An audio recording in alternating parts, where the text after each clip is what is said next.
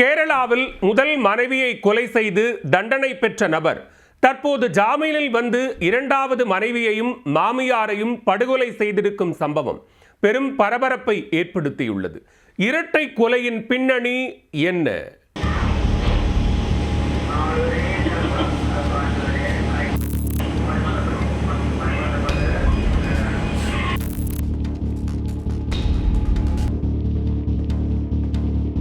கேரள மாநிலம் திருச்சூர் மாவட்டம் படியூர் பகுதியில் ஒரு வீட்டில் இருந்து கடுமையான துர்நாற்றம் வீசியுள்ளது. அந்த வீட்டில் ரேகா என்ற பெண்ணும் அவரது தாயார் மணியம்மாளும் வசித்து வந்துள்ளனர். சந்தேகமடைந்த அக்கம் பக்கத்தினர் மணியம்மாளின் மற்றொரு மகளுக்கு தகவல் கொடுத்துள்ளனர். விரைந்து வந்த அவர் வீட்டின் பின்புறமாக உள்ளே சென்று பார்த்தபோது அதிர்ந்து போனார். வீட்டின் முற்றத்தில் 65 வயதான மணியம்மாளின் சடலமும் பெட்ரூமில் அவரது மகள் ரேகாவின் சடலமும் அழுகிய நிலையில் கிடந்துள்ளது. அதிர்ந்து போன அவர் உடனே காட்டூர் போலீசாருக்கு தகவல் கொடுத்துள்ளார். விரைந்து வந்த போலீசார் சடலங்களை கைப்பற்றி அக்கம்பக்கத்தில் விசாரித்த போது ரேகாவின் கணவர் பிரேம்குமார் மாயமாகி இருப்பது தெரிய வந்தது. பிரேம்குமார் குறித்து விசாரித்த போது அவர் மீது ஏற்கனவே ஒரு கொலை வழக்கு இருப்பதும் தெரிய வந்தது.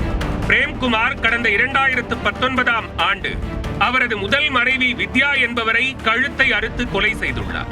அவரது உடலை அருகில் இருக்கும் காட்டுப் பகுதிக்கு எடுத்துச் சென்று எரித்துள்ளார். கொடூரமான கொலையை அரங்கேற்றிவிட்டு போலீசாரை குழப்புவதற்காக அவரது செல்போனை பாபநாசம் பட பாணியில் வட இந்தியா செல்லும் ரயிலில் போட்டுவிட்டு தலைமறைவாகி இருக்கிறார். அப்போது கொலை வழக்கை புலனாய்வு செய்த போலீசார் குற்றவாளி வட இந்தியா தப்பிச் சென்று விட்டதாக ஆரம்பத்தில் நினைத்தாலும் பின்னர் தீவிர தேடுதல் வேட்டைக்கு பிறகு அவரை கைது செய்து சிறையில் அடைத்தனர். அந்த வழக்கிலிருந்து சமீபத்தில் தான் அவர் ஜாமீனில் வெளியே வந்தார். இரண்டாவது மனைவி ரேகாவுடன் திருச்சூரில் வசித்து வந்த போதுதான் தற்போது ரேகாவும் அவரது தாய் மணியம்மாளும் மர்மமான முறையில் உயிரிழந்துள்ளனர். சம்பவ இடத்தில் ரேகா தான் வேலையை செய்து வந்த பணியிடத்தில் ஆண்களுடன் எடுத்துக்கொண்ட புகைப்படங்கள் சிதறி கிடந்துள்ளன.